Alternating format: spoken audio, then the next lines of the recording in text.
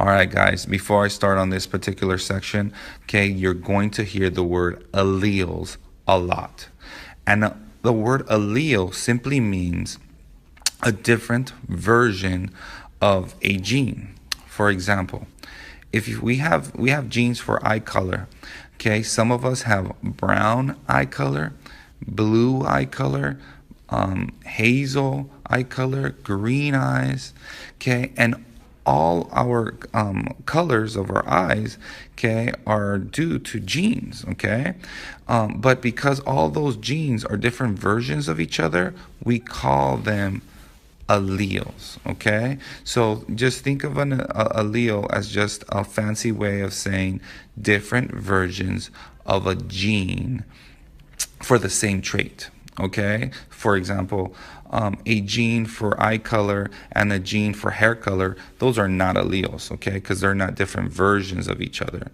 But a gene for blonde hair and a gene for brown hair, okay, those are considered alleles because they're different versions of each other. All right? Hope you have fun understanding this chapter. Chapter 16, Section 1. Genes and Variation. As Darwin developed his theory of evolution, he worked under a serious handicap.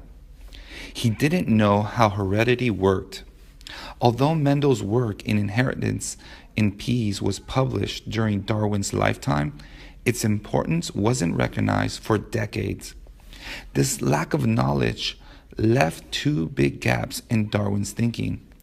First, he had no idea how heritable traits, such as those shown in Figure 16-1, pass from one generation to the next. Second, although variation in heritable traits was central to Darwin's theory, he had no idea how that variation appeared. Evolutionary biologists connected Mendel's work to Darwin's during the 1930s.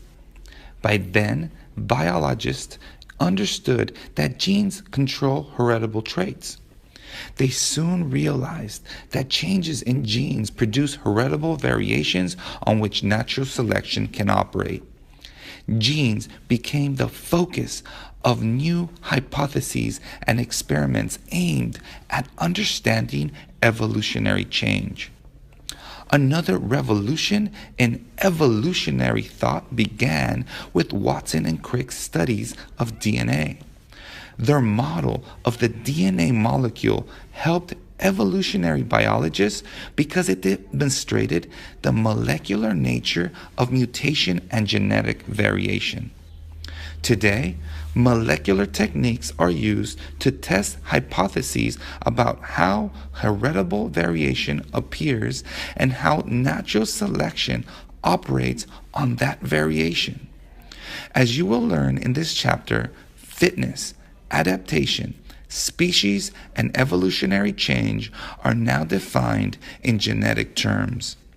We understand how evolution works better than Darwin ever could, beginning with heritable variation. How common is genetic variation? We now know that many genes have at least two forms, or alleles. Animals such as horses, dogs, and mice often have several alleles for traits such as body size or coat color. Plants, such as peas, often have several alleles for flower color.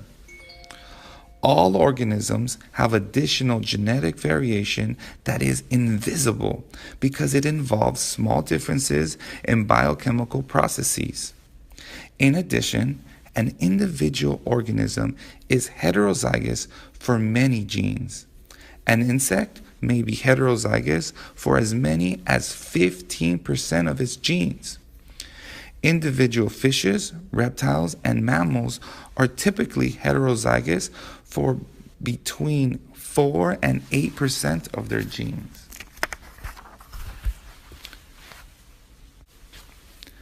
Variation and gene pools. Genetic variation is studied in populations.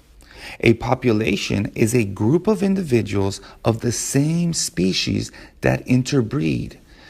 Because members of a population interbreed, they share a common group of genes called a gene pool.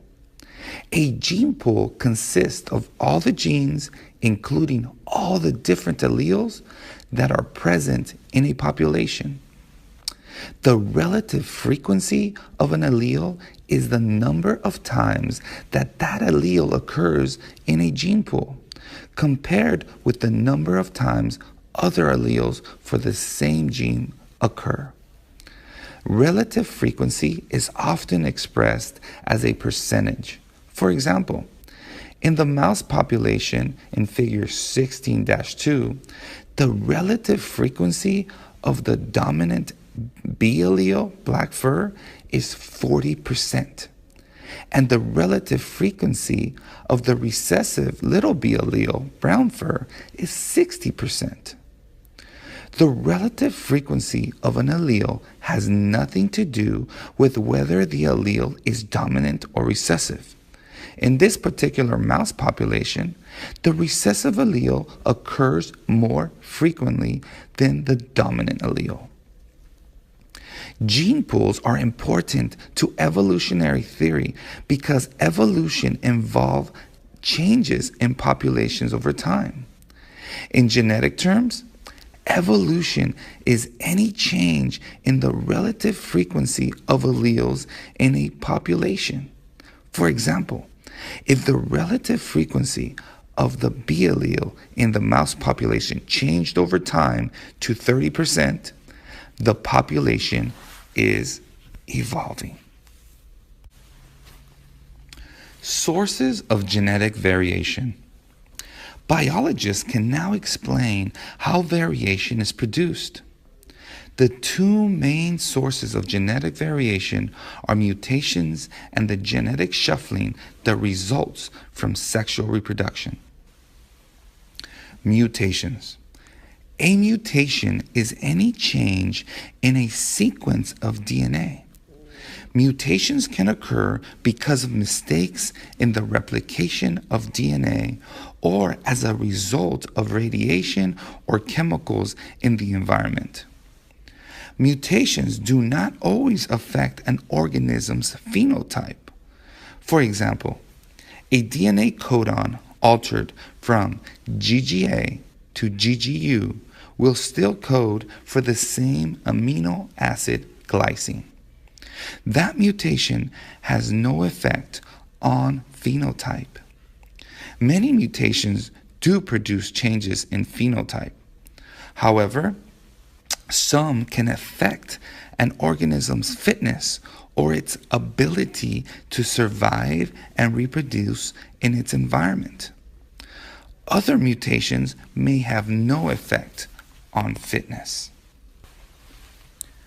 Gene shuffling. Mutations are not the only source of heritable variation. You do not look exactly like your biological parents, even though they provide you with all your genes. You probably look even less like any brothers or sisters you may have. Yet, no matter how you feel about your relative, mutant genes are not primarily what makes them so different from you. Most heritable differences are due to gene shuffling that occurs during the production of gametes. Recall that each chromosome of a homologous pair moves independently during meiosis. As a result, the 23 pairs of chromosomes found in humans can produce 8.4 million different combinations of genes. Another process, crossing over, also occurs during meiosis. Crossing over further increases the number of different genotypes that can appear in offspring. Recall that a genotype is an organism's genetic makeup. When alleles are recombined during sexual reproduction, they can produce dramatically different phenotypes. Thus, Sexual reproduction is a major source of variation within many populations. Sexual reproduction can produce many different phenotypes, but it does not change the relative frequency of alleles in a population. To understand why, compare a population of gene pools to a deck of playing cards. Each card represents an allele found in the population. The exchange of genes during gene shuffling is similar to shuffling a deck of cards. Shuffling leads to different types of hands, but it can never change the relative number of aces, kings, or queens in the deck. The probability of the drawing of an ace off the top of the deck will always be 4 in 52, or 1/13. No matter how many times you shuffle the deck, this probability will remain the same. Similarly, sexual reproduction produces many different combinations of genes, but in itself, it does not alter the relative frequency of each type of allele in a population.